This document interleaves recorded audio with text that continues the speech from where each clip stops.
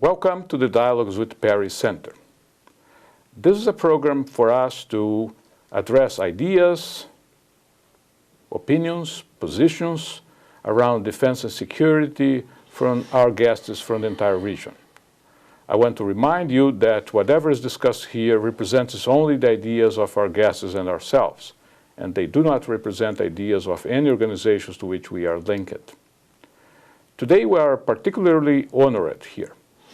We have as our guest, very distinguished guest actually, retired Major General Edmund Dillon, but also a congressman, also part of the Trinidad and Tobago Congress, and presently the Minister of Security of Trinidad.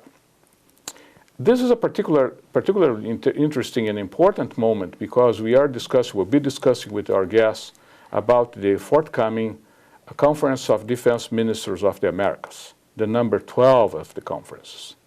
For the ones following our program, you may remember that a couple of months ago we had a first discussion on this topic, and as we are approaching this conference, we have the opportunity to bring some more ideas to really understand how we are in terms of the preparation for that.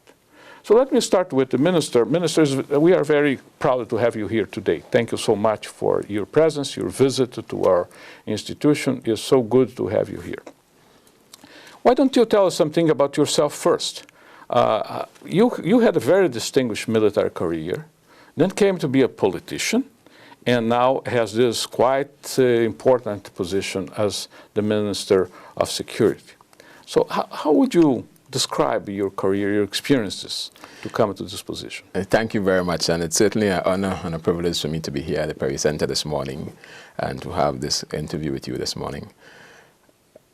As a Minister of National Security, I would say that my whole planning and being here at this point in time is based on my experience in military life. I think that's the grounding that I had. I spent almost 36 years in the Trinidad and Tobago Defense Force, in fact joining as another rank in the Trinidad and Tobago Coast Guard. And then accepting a commission in the Trinidad and Tobago Regiment, I had my basic training at the Royal Military Academy Sandhurst.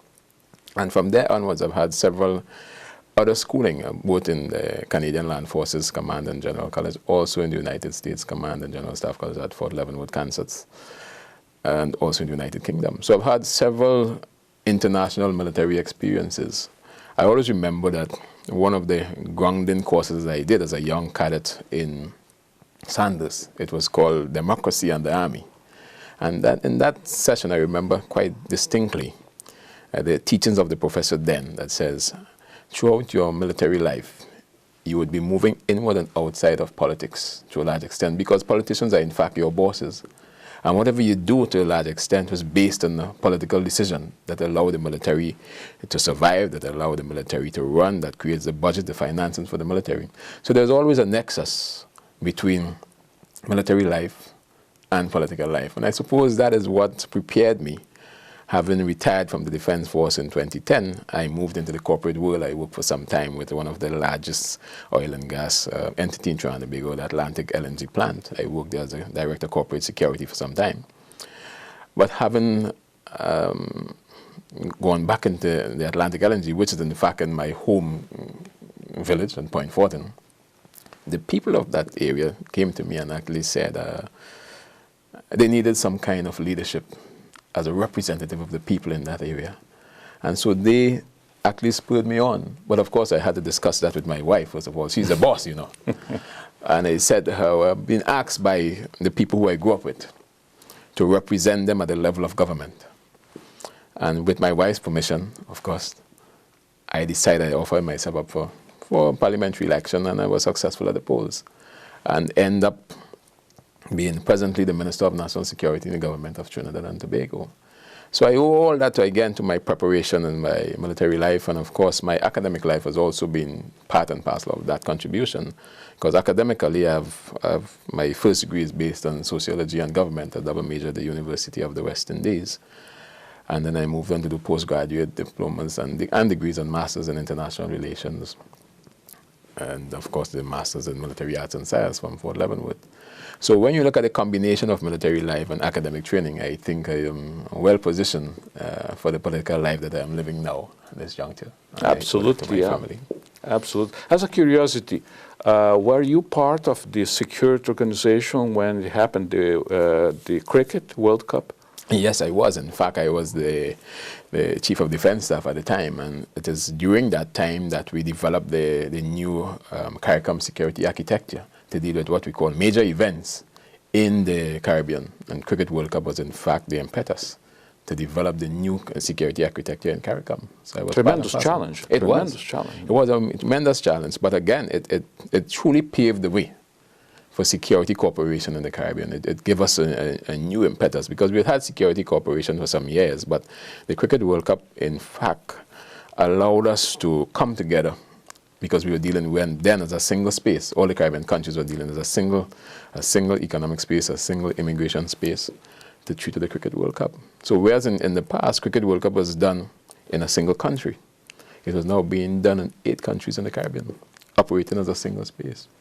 So it truly was an area that allowed us to cooperate and collaborate and put new structures, new security architecture in place, which today is still what we've used. In fact, we use that same security architecture in 2009 to treat the Summit of the Americas, which is the same 34 countries that we'll be dealing with in the CDMA. And later on that year, we had the Commonwealth Heads of Government Conference, which is in fact about 42 Commonwealth countries. So we had 2 major events based on that security architecture that we put in place for Cricket World Cup in 2007. This was indeed an extraordinary event, and the one thing that I used to say about that is that it was so good that this was no news, because news would be bad news. That's right. This means that the security works so well. That's correct. That so we barely note that any problem could happen in that moment. Why don't you tell us something about the current situation of security in the Caribbean? Caribbeans are very peculiar, very particular. What is new in that now that would call your concerns, your attention as the Minister of National Security? The security environment in the Caribbean now is characterized by a number of issues and challenges. And of course, because we are all small island states in the Caribbean, one of to us, that we grapple with is the whole question of crime and criminality. We do not have any external wars or anything like that, but internally, our domestic environment, we have seen the characteristics being detailed by issues of murder, of gang violence, issues of illegal trafficking of guns and drugs, illegal immigrations. There is a small limited amount of kidnapping, but of course there are financial crimes, cyber crimes, corruptions. We have seen, again, the phenomenon of terrorism in terms of people from the Caribbean participating in the ISIS phenomenon. Small as it is, but it's significant. Even if one person participated, it is significant for us.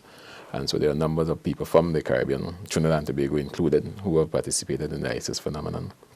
So there's a range of issues, as I said, ranging from murder, which is of course the barometer by which most of the countries are measured, the number of murders, whether they're in Jamaica, whether they're in Trinidad and Tobago, Barbados or Grenada. It shapes our security environment, so that onlookers external to the Caribbean would look at your country and say, they judge you by the murder rate, for instance, as the level of crime and criminality. And so with that is prime concern for us in dealing with security issues in the Caribbean. How do we reduce that murder rate? How do we reduce that homicide rate? But more importantly, because we are island nations, and we all are island nations, our porous nature of our maritime borders is of prime concern for us, because that is where the intervention takes place. That's where we see the incursions in our borders and so on, by way of the illegal movements of drugs, guns, illegal migrations and so on. And that to a large extent has to do with our geography. See, because of where we are located, just off the South American mainland, Trinidad and Tobago is the first in the stepping stone of the island chain. It's the furthest down south. So we are the closest. We are just 7 miles out of Venezuela. As I tell people, we can stay in Trinidad and actually see. We tell Venezuelans we can see what they're cooking. Because of the closest proximity to Venezuela. Yeah. And traditionally, we have had movement of people and goods from the South American region throughout the Caribbean. Even prehistoric days in terms of what we call the Arakan Caribbean, there's always been movement of people. So that the route has always been a trading route. moving by sea from the South American region up the island chains. What has happened over the years, however, is a while long ago there may have been what I call soft goods or accepted goods coming into your country. The commodity has changed drastically.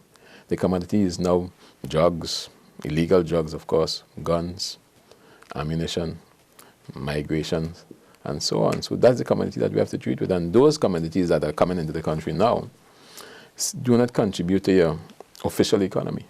They contribute to the underground economy to a large extent, and they contribute to the increase in crime and criminality in our small societies. So first and foremost for us is to look at our maritime borders. How do we protect our maritime borders from those incursions? How do we treat our maritime space? How do we prevent the illegal movements of goods and people to our countries? Trinidad and Tobago right now, we experience an increase in terms of migration, illegal migration of people. And that's not unique to Trinidad and Tobago. It's, of course, it's felt throughout the better Caribbean islands. But Trinidad and Tobago, because of its economic space, it has, right now, I believe it's better position than most of the Caribbean countries because, of course, we are oil-producing country, notwithstanding the cost of oil. So there's an economic attraction to Trinidad and Tobago by the wider Caribbean and some of the other personnel outside of the Caribbean. So we have to treat those issues. Is it fair to think, Mr. Minister, that your attention to security is proportional to your concern with the way insecurity may affect tourist interest in the region? Definitely. You see, because there's always a nexus between our security environment and the attraction of tourists. And more so with the other Caribbean countries. You find that while we are petroleum dependent, most of the other countries are tourism dependent. And therefore, the image of the tourists is that the Caribbean is supposed to present an area of peace, tranquility, nice beaches, lovely women, lovely men, lovely people, friendly people. As we say in Jamaica, no problem, or Trinidad and Tobago say, you know, welcome to the sea sand and so on.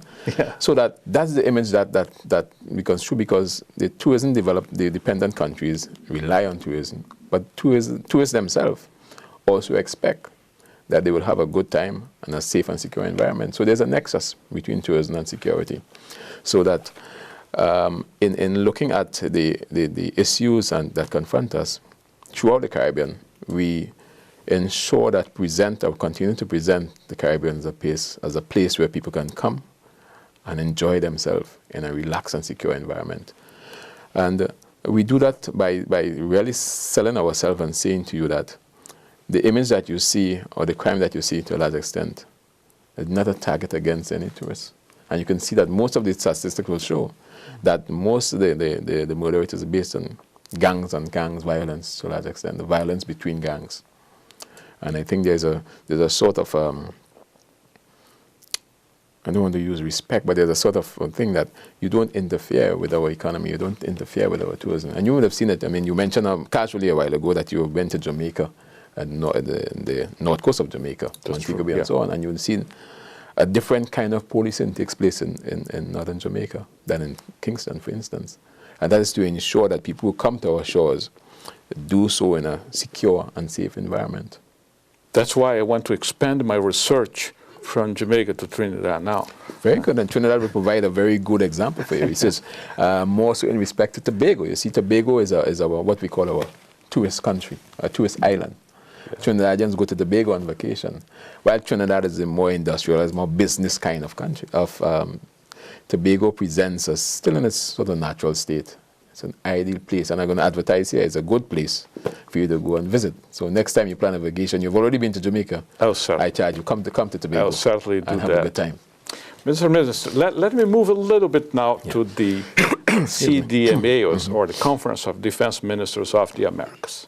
As you know, this has been quite an interesting event that was created by William J. Perry, exactly the Secretary of State in the United States that gives the name to our center, meaning that our interest in this Perry Center is also contribute to common cooperative defense perceptions throughout Latin America and the Caribbean. Now, this conference comes to be hosted by Trinidad and Tobago. How do you see the relevance of this conference happening in this sort of microcosm of security and defense represented by the Caribbean? What's the relevance of the CDMA number 12 happening in your particular country? I think it's a significant honor for Trinidad and Tobago, and I can speak so on behalf of the government of Trinidad and Tobago and the people of Trinidad and Tobago, for us to host this very important conference, the 12 CDMA, in October this year, and have a prep conference the next week or so. It's a significant honor for us because we identify with the remit of the Perry Center in terms of corporations throughout the hemisphere. In Trinidad and Tobago, we understand quite fully that we live in a world of interdependence, and that world suggests to us that in issues of security, in issues of aspects, that phenomenon that challenge us, no one entity, no one country, whether huge or whether small or whether large, can treat to the many issues that confront us. And so it must be based on cooperation and collaboration going forward, which is in fact the remit of the Perry Center, to bring together the entities, the defense ministers of the Americas, to come together in an atmosphere where they can cooperate, where they can collaborate. And Trinidad and Tobago is proud and pleased to be, in fact, the first country in the Caribbean, the first country in the English-speaking Caribbean to host the CDMA. And we do that against the background of our experience in hosting what I call 3 major events in the past. The Cricket World Cup in 2007. And more importantly, the 2 major conferences that we held in 1 year. In 2009, we hosted the Summit of the Americas, which is in fact the same 34 countries of the CDMA. And although at the level of head of state, now we're dealing at the level of defense ministers, but it's the same. And in the same year, we hosted the Commonwealth Heads of Government Conference in September of that year. And there's some who said to us, for a small country, how can you take on 2 major international conferences in the same year? There would have been a strain on your security forces, on your planners, and so on. But we did it, and we did it quite successfully. So that we are well prepared, both Trinidad and Tobago and the wider Caribbean, to host the 12 CDMA. And we'll do so with a great deal of pride. And as the nations, we look forward to treating with that. And as I said, we have the capacity, we have the ability, and we have the full support of the government and the people of Trinidad and Tobago to take charge and to host this conference. I suspect, Mr. Minister, that you have 3 sets of problems in front of you. Number 1, organize the conference, which is a big deal. It's really, you are dealing with several delegations. Number 2 is how to provide security for those people coming to discuss that. And number 3, how are you going to make those people work in such a beautiful environment? It is challenging, yes, but I tell you, I can assure you that the security, again, based on our practice and based on our understanding what is to take place. So we have the format, we have the template, so that we just have to apply the template now to the CDMA, and we can do that successfully. And if it is required that we need to include our Caribbean brothers, then we can do so, because we have the architecture with which to do that. But I don't think that we have to do just that. But if it requires, then we can do so. In terms of allowing them to work, they will be working. I can assure you that the conference is going to be determined in such a way that the participants will have to produce. We created the environment for them to produce. Not to take away the distraction on the beautiful nature of Trinidad and Tobago, of course. We're going to find some time for them to get to understand the culture, to get to understand the fauna and the flora of Trinidad and Tobago. And Trinidad and Tobago is a very diverse culture. We have a number of different people live together in harmony, different races, different ethnicity, and so on, live together. So we showcase ourselves to a large extent as a model society that shows people who live side by side in cooperation and collaboration, which again, there's a nexus between how we live in that multicultural, multi-ethnic, multi-religious society and the wider hemisphere, because the theme is cooperation and collaboration. So in Trinidad and Tobago, we can almost emulate what we do and put it against the background of the 12 CDMA in Trinidad and Tobago. Now, I know that there's a very serious contentious issues there. Some people disagree that Trinidad and Tobago has the best rum of the islands. The people from Jamaica say that we have the best rum. Yes, this is a very contentious thing. But Mr. Minister, I would like you to tell us something that I believe would be of interest of our spectators about what entails to organize this conference. Where are you in terms of the organization? It seems to be quite an interesting challenge, because actually you jumped into this boat when it was in movement already, yes, due to the circumstance of the changing in government and things. How you're dealing with that in terms of organization of the tasks ahead for you to come with the conference organized? Right. This present government that came into power on the 7th of September 2015 and was faced with the challenge of the CDMA, realized, of course, the importance and the significance of the 12 CDMA in terms of the issues and the thematics that are being developed. We help shape the thematic schemes and so on, which I believe is of relevance, and I strongly believe is of relevance not only to Trinidad and Tobago, but the wider Caribbean and wider hemisphere. We have adopted what is considered a whole-of-government approach, which means that in treating with the CDMA and treating most of the issues in Trinidad and Tobago, the government as a whole would be taking part and participating. So the various facets, the various agencies of the government coming together in a concerted and cooperative manner to treat with issues, so that it will not be left only to the ministry or the Minister of National Security, but the other ministers form part and parcel of that cooperative effort. So wherever they can lend assistance, wherever they can contribute to the successful run of the 12 CDMA, the entire government is behind it. So we have cooperation throughout the various ministries and departments of government to assist Ministry of Foreign Affairs, Ministry of Social Development, Ministry of Community Development, Ministry of Communications, the Ministry of National Security. They all come together to treat the issues so that from the time the participants enter into our airspace, all the ministries come into force. So the Ministry of Foreign Affairs deal with you and Ministry of National Security and so on. So it's a whole-of-government approach throughout. Is this under the coordination of your office? It is done through the coordination of the Ministry of National Security. Okay. And of course through our Secretariat, which is led by, you've met him on the last occasion, Mr. Carl Francis and Brigadier General Philip Spencer. They, in fact, are the coordinators at the Secretariats. And their Secretariat is up and running as we speak in preparation for a preparatory conference next week in Trinidad and Tobago. And is this the second preparation conference that you have? Yes, this is the second preparation conference. The second. In Arequipa, they define the topics, right? Yes. The last conference, they define the themes that we would address. Yeah. Now, would you explain what those preparation meetings entail? They are to discuss the themes or more to discuss the organization, so that our public can understand? There is a combination of both, because the themes have already been determined, and the themes have been determined. 3 themes have been determined, but it's more to look at the structure for the actual conference in October. But one of the important things also is looking at the observer status for a number of entities who have asked to be given observer status for the conference. So we have the International Committee of the Red Cross, for instance, have asked for observer status. We've had some inclination from Cuba, for Cuba to be there as an observer. And so that will be deliberated, of course, by the preparatory conference, because all these issues will be treated with and decided upon by the preparatory conference, so that observer status will be given based on that deliberation. So those who are accepted as observers will know in time, so will be there for the actual conference in October. But they've also have the Declaration of Port of Spain, which has been done in draft form, which will be discussed at the preparatory conference and be accepted, and should be able to be presented at the actual conference in October. So the draft Declaration of Port of Spain will also be discussed, among other things.